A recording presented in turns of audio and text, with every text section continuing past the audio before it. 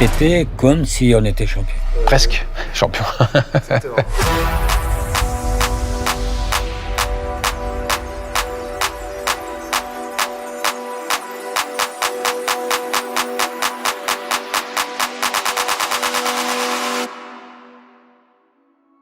Donc moi, 97, j'ai 10 ans. La saison 97-98, elle est importante pour moi parce que c'est la saison qui m'a fait intéresser au football. La seule ligne au palmarès avec Metz qui manque, mais ça manque à tout le club, c'est ce titre de champion de France. Pour moi, c'est la première fois au stade avec mon père qui découvrait une ambiance qu'à 10 ans, c'est inimaginable en fait. Ça fait tellement de bruit, t'as les odeurs, la lumière d'un stade, c'est incroyable. Eh ben j'avais un monsieur, je sais pas, il devait avoir 50, 60 ans, il fumait son cigare, il insultait tout le monde. Et voilà, moi j'ai ri pendant tout le match avec ce gars à côté de moi et mon père qui devait faire une tête. En 97-98, c'était le fruit de 3 années à partir de 95. On a su garder les joueurs qui étaient là. On a été chercher un garçon comme Blanchard, on a été chercher Rigobert Song. On a progressé au niveau du championnat et on a commencé à terminer 4e, 3e. Ce qui nous a amené en 97-98 à avoir une équipe qui avait déjà une certaine plus-value. C'est la plus belle saison et en même temps, quand tu connais la suite, tu te dis bon bah en fait.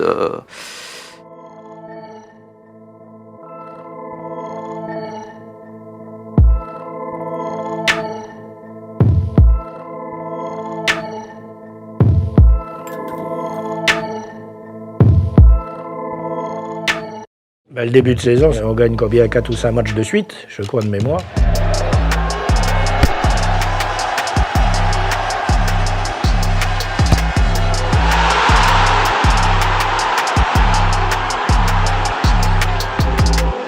Un match important, c'est on joue le PSG, le 4e match. Et le PSG est premier avec nous, à ce moment-là, leader. Et on gagne ce match-là, qui est un match d'une autre dimension.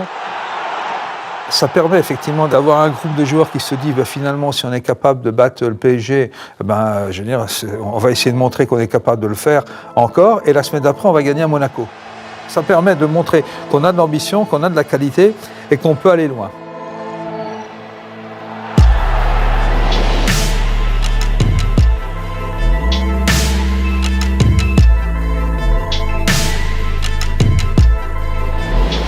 Bon j'avais oublié lui, comme c'est un petit joueur, je l'avais oublié.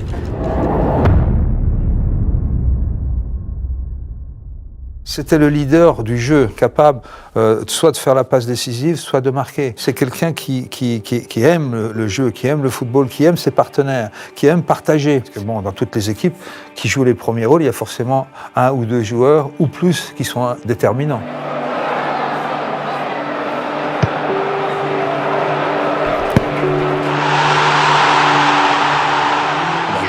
Quand je reviens de Toulouse, en fait, en 94-95, on m'avait dit, tu vas voir, on a un jeune là qui est exceptionnel.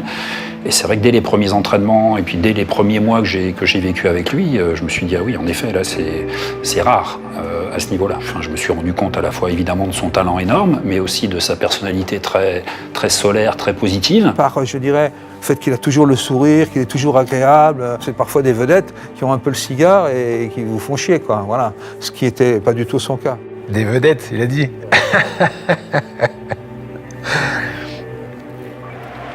J'ai été, comment je vais dire, j'ai été éduqué comme ça, quoi. Pour moi, le football, c'était un plaisir. C'est devenu mon métier et encore aujourd'hui, c'est ma passion, quoi. Quand on allait faire les footings le long du canal, c'était un monstre. Un monstre. Pourtant, il ressemblait à pas grand-chose, parce qu'il était raide comme un piquet. Et à côté de ça, de fluidité qu'il a, on peut pas imaginer que ce mec-là, il est raide, c'est pas possible. Ah, mais tout le monde s'y est mis, hein, et des fois, ils étaient 2 à essayer de le pousser pour qu'il touche ses points de... Impossible, ça. On a l'impression que ça allait casser. Il faut le voir pour le corps, quoi. Oui, mais moi, je le sais. Je cours comme un canard. Robert, c'est quelqu'un qui est le meilleur de l'équipe tous les jours à l'entraînement, tous les jours en match, et qui trouve toujours des solutions qui font plier les matchs, quoi. Et puis, on a pu jouer avec lui pendant 4 ans. On a eu la chance d'avoir un joueur comme ça exceptionnel à maturité au FC Metz.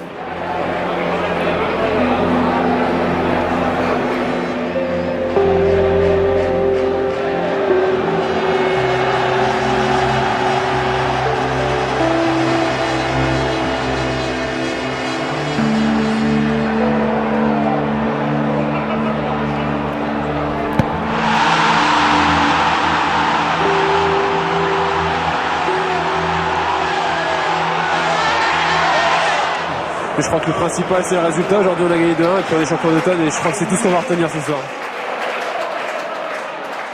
Regarde, j'ai même un maillot de cette saison. Porté. Que j'ai acheté aux enchères. Là, on a fêté les 90 ans du club. Ils nous ont demandé aux supporters d'élire les meilleurs joueurs poste par poste. C'était de 1932 à 2022. Ouais, du coup, ouais, t'as celui-là, 97-98, domicile. 97-98, extérieur. L'équipe de légende de Metz, c'est quasiment l'équipe de 97-98 dans son entièreté, en fait. C'est ça qui est incroyable. Et puis on a su en 97-98, à l'intersaison, renforcer encore avec des arrivées que vous avez peut-être déjà notées, l'arrivée de Dany Boffin, Frédéric Mérieux, qui c'est qu'il y avait encore Lukic. Et on est tombé sur les bons gars, puisque que ce soit Dany, Fred ou Vladan Lukic, on sont très très vite intégrés. Vladan Lukic, c'est quelque chose, hein. C'est un joueur que moi personnellement j'ai adoré, à tel point que j'ai surnommé mon chien Vladan. Il nous a apporté beaucoup de choses, quoi. Un football que je ne connaissais pas. Mais techniquement, bon, l'ex-Yougoslavie, on disait, nous, que c'était c'était nos Brésiliens, quoi. Il faut aussi parler de Rigobertson. Je sais plus si c'est un coup de pied arrêté et puis la balle lui arrive. Contre l'Olympique de Marseille, Saint-Symphorien, corner, le ballon ressort un peu en l'air au deuxième poteau, et puis là, bon, aile de pigeon, duel avec un mec, mais duel. Voilà. Il y a faute. Aujourd'hui, il y a faute. L'arbitre ne siffle pas. Et puis là, je sais pas, il fait un enchaînement. But. Ouais, je m'en souviens parce que je t'ai dit, il en a mis qu'un, Rigo. Et en plus, il en a mis un très beau. Personne ne l'a oublié. Moi, je me rappelle de sa course après le but. Il avait l'impression qu'il avait gagné le 100 mètres aux Jeux Olympiques. Je me souviens, il disait le ballon m'a obéi. Je prends le ballon et le joueur, il disait. Voilà, t'as tout compris. Mérieux, il a pas eu la carrière qu'il aurait dû avoir. Mérieux, c'était quel pas de gauche. Tous les joueurs se connaissent par cœur, en fait. C'est ultra fluide.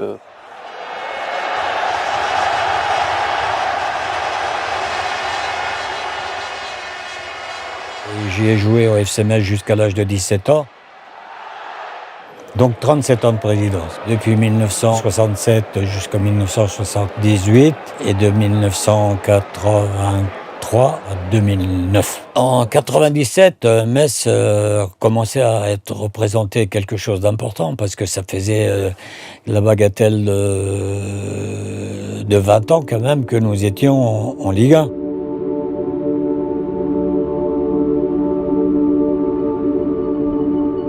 Il y a un vrai lien entre les gens, le public, la région. Quand j'ai démarré, il y avait encore Solac sur les maillots. On est en pleine crise de la sidérurgie. Et puis, on a pris contact avec la sidérurgie. On ne peut pas faire un rapprochement avec le FC Metz, etc. Vous mettre sur le maillot, ça vous vouliez montrer que la sidérurgie doit exister, ben c'est le moment ou jamais. On avait cette chance et cette fierté de porter sur notre maillot le nom de Solac, l'usine emblématique. Il y avait une vraie connexion avec cette entreprise, d'autant que Bernard Serin, qui est l'actuel président, a démarré sa carrière à Solac. Et même nos groupes de supporters, il y en a beaucoup qui étaient issus de la sidérurgie. On est descendu dans les mines. Ah oui.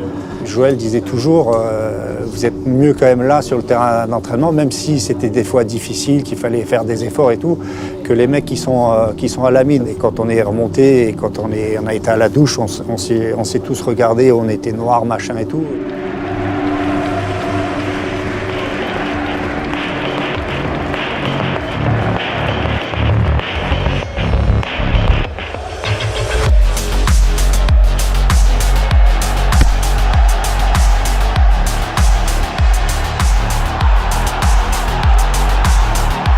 Je pense que tout le monde a senti qu'il y avait une espèce d'euphorie sur les premiers matchs. Et après, de tenir ça, dans une carrière, on ne vit pas ces moments-là tout le temps. Hein. Et quand on les vit, là, tout le monde se dit, allez, on tient, on met tout ce qu'il faut.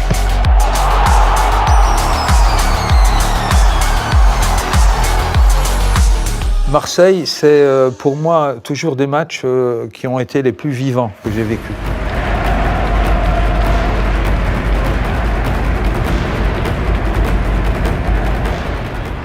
C'est sûrement le match le plus spectaculaire et le plus agréable qu'on ait eu à vivre.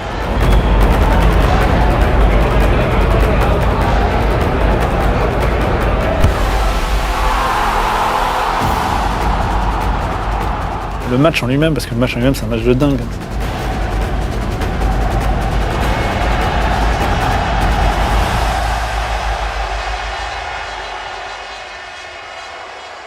Ah bah Bruno Rodriguez, hein. Je pense que c'est le premier attaquant qui m'a parlé. Sa spéciale à chaque fois des enveloppés pleine lucarne, contre les grosses équipes, c'est lui qui claque les pions essentiels, quoi. Il était d'une adresse diabolique, alors qu'il avait des pieds plats quasiment. J'ai rarement vu quelqu'un être aussi précis, aussi facile pour trouver des angles pas très rapides, pas très endurants, mais exceptionnel. Ah, il a mis des buts. Ouf. Et des jolis buts. Et importants en plus. Oh, le taureau. Oh, putain. Costaud. Je faisais un stage en cure thermale et je l'ai croisé il y a 12-13 ans et j'ai pas osé l'aborder, quoi. Parti de là, j'ai appelé mes potes et putain, j'ai croisé Rodriguez, c'est incroyable et tout. Je sais même pas qu'est-ce qu'il foutait là et tout. C'est improbable. On est tellement fiers quand tu mettais les foot le dimanche et que le Grenat arrive. On voit les images de Metz, ça dure 20 secondes, machin. Là, on était sur le devant de la scène, à tout point de vue. Moi, j'étais pas très expansif ni rien, mais par contre, l'espèce de sentiment de planer, oui, moi, j'ai traversé beaucoup de périodes avant, et quand je vis ça, chaque seconde qui passe, j'en profite.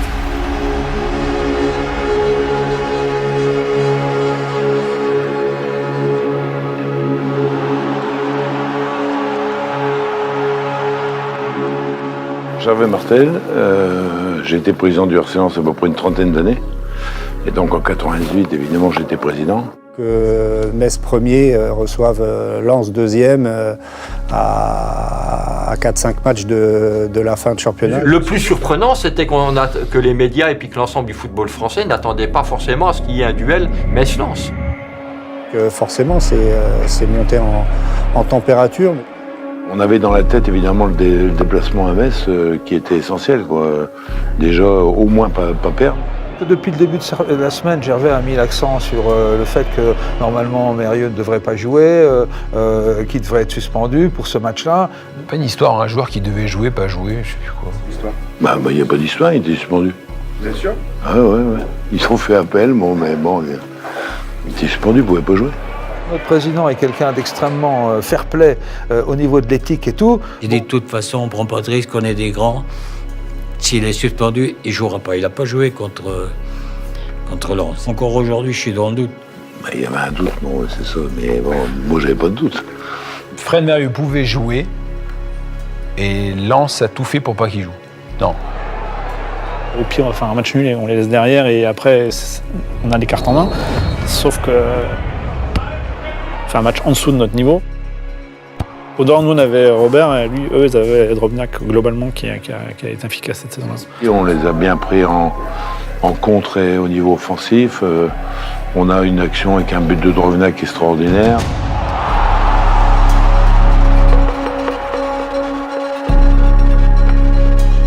C'était un cauchemar en fait. Et moi, je suis sorti à la mi-temps. Je crois que c'est Louis Saha qui est rentré. Il fallait tenter quelque chose de beaucoup plus offensif.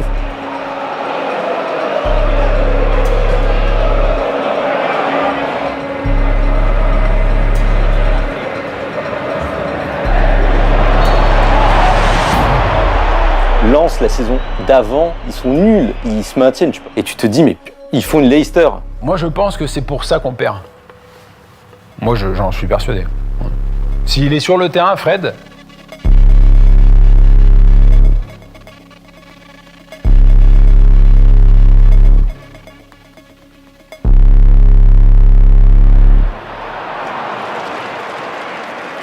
Arrête de montrer ces graphiques, là, ça me tue, quoi. Ouais, et puis surtout, bon, Lens a été bon ce jour-là, donc voilà. Et il faut quand même le noter, après notre défaite contre Lens, l'équipe a eu la capacité de gagner tous ses matchs. Et donc, ce qui nous permet effectivement d'arriver dans ce match décisif.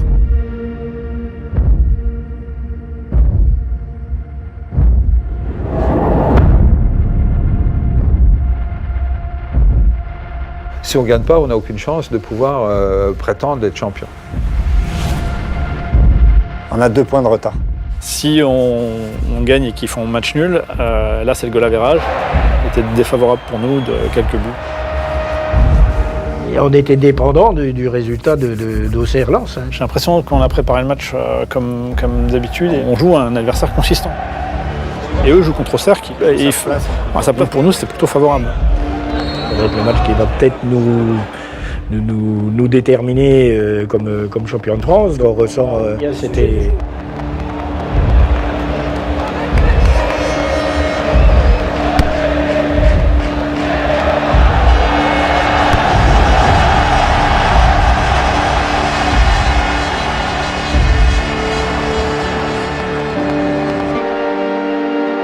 On est serein, ça se passe bien. Là-bas, je crois qu'ils sont en train de mener aussi.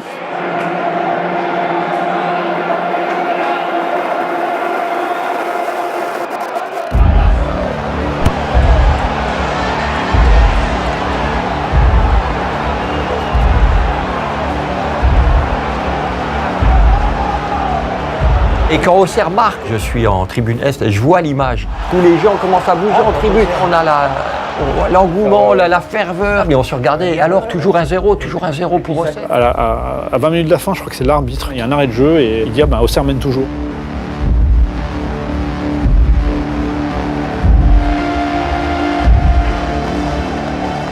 À peu près à l'heure de jeu, ou je ne sais plus à quel moment Lachor égalise. On entend un espèce de grognement comme ça, un bruit négatif en fait. Et j'ai pas entendu qu'il y avait l'égalisation d'Auxerre. Il y a un but d'un joueur improbable. L'attaquant qui défendait sur Lachor, je crois qu'il n'a plus jamais joué à Auxerre. Parce qu'on sait qu'il se passe un truc de l'autre côté, mais on sait pas. On sait pas quoi. On sait pas si c'est Auxerre qui a marqué ou si c'est Lens qui vient de le faire. Et je crois que Carlo, il fait ça, un truc comme ça, à partout. Jusque dans les dernières minutes, on attend que Giroud nous donne un coup de main. Et le match d'Auxerre n'était pas terminé. Il y avait toujours une possibilité que ça soit inversé. Ça sentait pas très bon. Ouais. Donc on rentre au vestiaire. Mais malheureusement, rien n'est arrivé. Et là, après, oui, ça a été difficile. Et ce qui fait la différence, c'est le goal à barrage qui est en faveur des Lensois.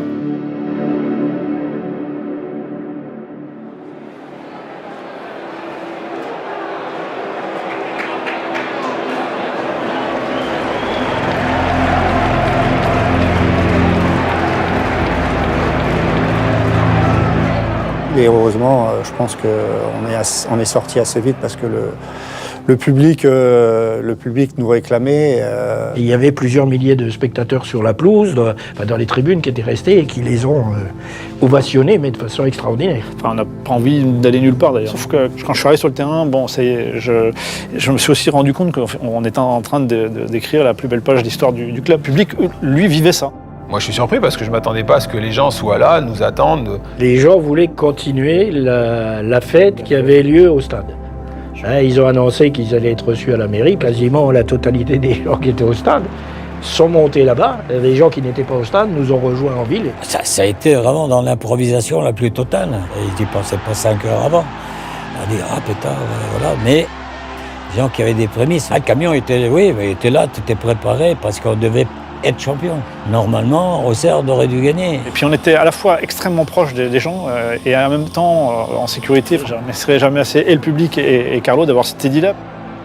On a traversé la ville et qu'on a été à l'hôtel de ville pour être réceptionné et qu'on a vu les gens nous acclamer comme si on avait été champion. Célébrer quoi, je ne sais pas. Et du monde tout le long, comme l'arrivée de Tour de France. C'est vrai que ça a été grandiose, quoi. C'est vraiment un truc de ouf, comme on dit maintenant. Moi, j'étais pas heureux. Je disais, mais là, on passe à côté de quelque chose d'énorme. Ça se trouve, jamais on reconnaîtra, on va revivre ça. Je pense que les gens l'ont ressenti comme, je dirais pas comme un aboutissement, mais quelque chose qui était extraordinaire. On n'a pas été champion, mais ça a été une fête extraordinaire, quoi. C'est vrai, j'ai la chance d'avoir un beau palmarès, mais j'aurais aimé, à la fin, justement, de ma carrière, pouvoir dire champion de France avec Metz. Ça se finit sur un titre de vice-champion à la différence de but qui est en même temps ultra beau et en même temps dramatique, quoi. Je me demande si on avait été champion, on verrait Metz d'une autre manière. Mais là, on a toujours cette image un petit peu de loser magnifique sur la saison. Très déçu. Ouais. Et très content.